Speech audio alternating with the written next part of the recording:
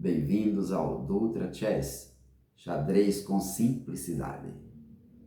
Vamos analisar uma partida jogada entre Susan Polgar e Jean Elson.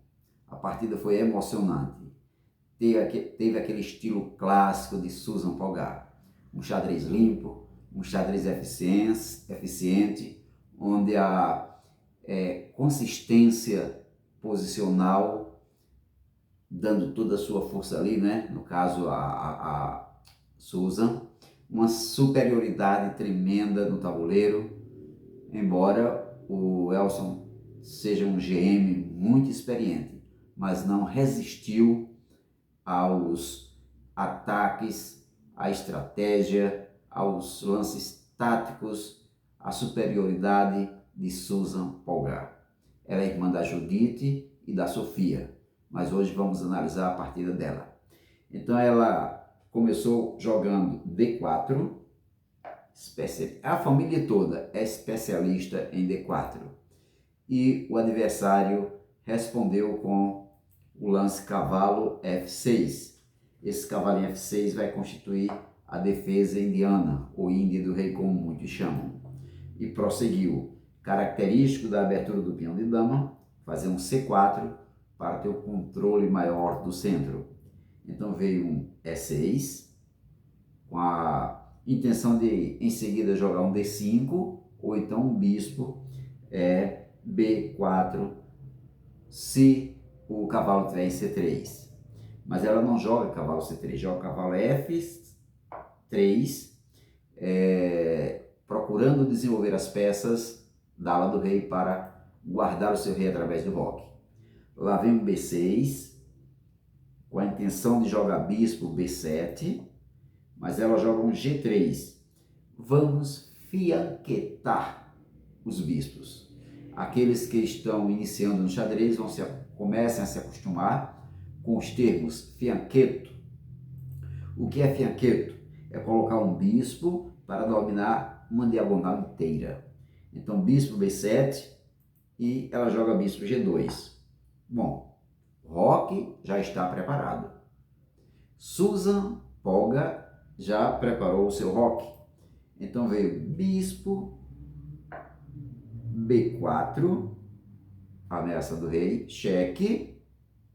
Também com esse desenvolvimento deixou o espaço aberto para fazer o roque. Defesa de bispo, bispo D2, e houve aqui a dama o lance da dama em E7. Caso o bispo capture, então a dama pode capturar, não tem problema. Rocou, o roque pequeno, e agora veio a captura. Bispo captura D2, dama captura D2. Também poderia ter capturado com qualquer um dos dois cavalos. Até agora tudo equilibrado.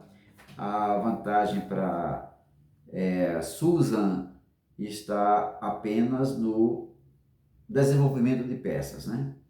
Tem 1, 2, 3 desenvolvidas, 1, 2, 3, mas tem um roque feito.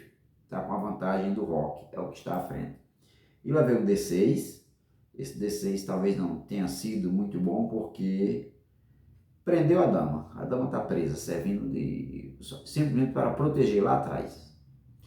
E cavalo C3, olha como vem o desenvolvimento. O controle central, o avanço, ganhando espaço. Houve aqui a primeira proposta de trocas. Cavalo E4, propondo a troca com o cavalo C3 e fazendo um lance ameaçador à dama. Então, Susan não aceitou trocar as peças, mas resolveu colocar sua dama numa casa C2, na qual está ameaçando o cavalo. Agora tem um ataque duplo ao cavalo, 2 ataques, e Elson tem somente uma defesa, que é o bispo.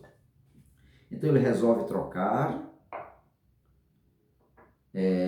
os cavalos, e ela com a dama captura.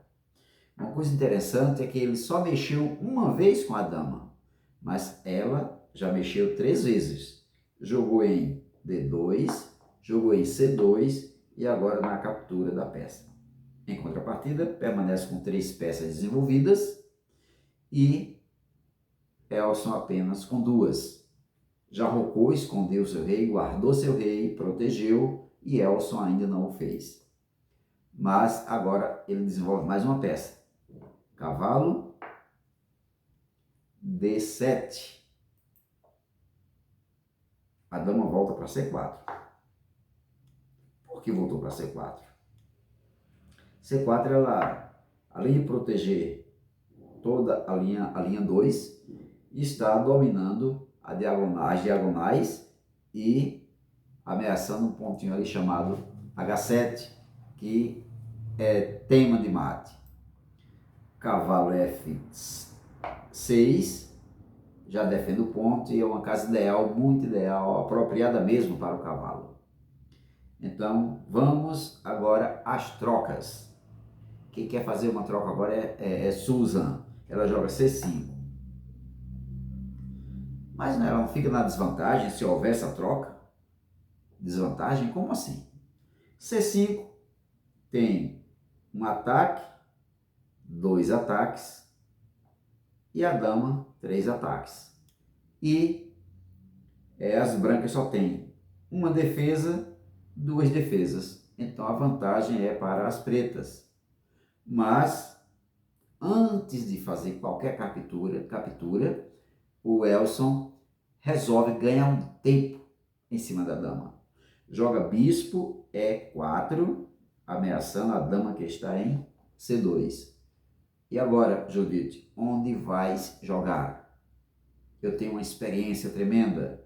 Tu ainda és muito jovem. Pode ter técnica, mas a experiência é minha.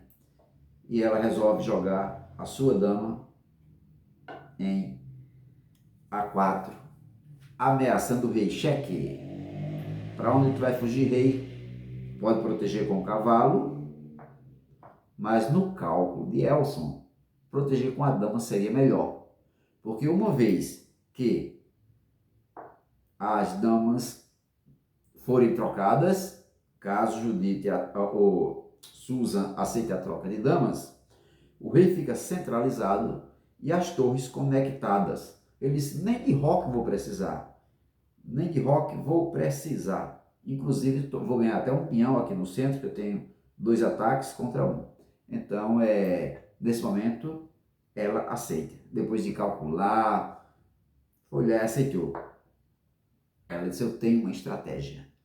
O plano dela era bem claro. Estratégia tremenda. Ela tinha aquela superioridade silenciosa no tabuleiro. E quando troca, vem o rei captura, conectou as torres, material igual para cada lado, a partida está bem equilibrada, mas agora vai começar a sofrer alguns ataques. Coluna semiaberta ocupa-se, principalmente com torres. Vê a torre de A, coluna C, C1, ocupou a coluna. Mandou aqui um H6, será que foi bom esse lance? H6, impediu o cavalo, foi um lance bom, então.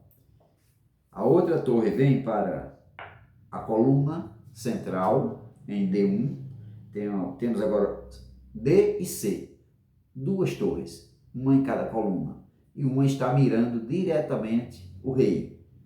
Na hora que abrir esse peão, aquele peãozinho o peãozinho de D, através de uma captura, o peãozinho de D6 saindo da frente, ali está a torre dando cheque ao rei. Está ameaçando, por enquanto, indiretamente. Então o bispo volta para proteger, para impedir, está protegido para impedir o avanço da torre, caso os peões sejam dizimados, saiam da frente. Então, nesse momento, depois de uma análise profunda, Judite faz um lance que Elson não esperava. Apareceu o primeiro lance tático no tabuleiro. E depois de calcular se você estiver jogando uma partida, calcular, ao aparecer esse lance, faça-o. Essa é uma posição padrão. Você pode até decorar essa posição. Dizem que xadrez não se decora. Joga-se o que a posição pede. Mas isso aqui é um padrão. Os padrões nós devemos reconhecer. Padrões que ganham peça, padrões que ganham peões, padrões que ameaçam um mate, que deixa a partida de forma decisiva. Então, nesse momento, ela joga cavalo E5, cheque. Professor, o que ela fez aí foi certo? Eu sei que é para decorar um padrão. É um lance tático isso aí? Qual a finalidade? Está dando cheque, mas ele pode ser capturado e é capturado de graça. E sabe o que foi que ele fez? Capturou de graça. Não pensou duas vezes. Está de graça? Vamos lá. E quando captura, passa a ganhar uma peça de Susan Polgar, mas ela tinha um plano. E o plano foi colocado em ação. Uma vez que capturou, peão captura e ameaça o cavalo. O cavalo vai ter que fugir. Mas teve um detalhe importante aí. A peça bispo, que está na frente do rei, está cravada, não pode sair da frente. E nesse momento, o Elson se defende do ataque do peão, mas se defende atacando o peão que está em E5. Ele joga cavalo G4. E com o cavalo G4, ele ameaça capturar o peão de volta. Sabe o que é que Susan faz? Ele diz, olha cavalinho, tu vai ficar aí, mas tu vai capturar. Mas antes de capturar, eu vou ameaçar aquele bispo. E pega o peãozinho de E, joga em E4. Bispo não pode sair da frente porque fica em xeque. Então, o que é que ele faz? Bom, já que eu vou perder esse bispo, eu vou apenas proteger para reforçar o centro. Estou ganhando uma peça, eu posso devolver. 3, 5, 7, 3, 5, peão está igual. Posso devolver, mas tem um custo. E quando joga C6 defendendo o peão, a primeira coisa que vem é a captura. Tem que aproveitar a oportunidade. Olha, recuperou o peão, ou recuperou a peça que estava perdendo e por enquanto está com um peão a mais. Então o peão é recapturado, tudo igual novamente, tudo igual. E o cavalo está ameaçando. Ele diz, agora eu vou capturar o peão e passo a ter vantagem. Mas ela tem um trunfo. Olha o lance, bispo H3. Mas não tem problema, eu posso capturar? Não, seu doutor, pode não. Ele resolveu jogar protegendo, jogar H4, H5. Mas por que não posso capturar? Sabe por quê? Que perde o cavalo. Não, eu não vou perder o cavalo, não. Eu vou capturar e vou ganhar o peão que eu estava perdendo. Arrisca aí, vamos arriscar. Cavalo captura, E5.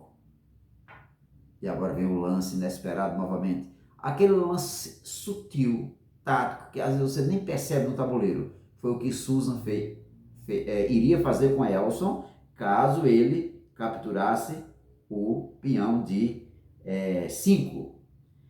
Torre captura, D5, cheque. Não pode capturar com o peão porque tem um bispo. Olha a função do bispo. Se capturar, o rei fica em xeque. Teria que fugir para alguma casa e o cavalo ficaria perdido. Então ele viu tudo isso e resolveu não capturar o peão. Resolveu jogar um H5 para defender o cavalo. Mas, nesse momento, como o plano estava bem elaborado, o plano estava feito, ela disse, não, eu vou querer fazer o mesmo lance tático. O lance tático está preparado. A tática está visível. Eu planejei isso. Vou ameaçar o cavalo vai ter que sair. Se sair capturando, vai perder o cavalo, do mesmo jeito.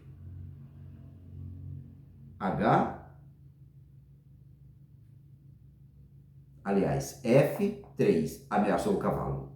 E quando ameaça o cavalo, se ele capturar, a torre captura, peão não pode capturar porque vai ficar em xeque e o cavalo fica perdido. Então ele resolveu jogar cavalo H6.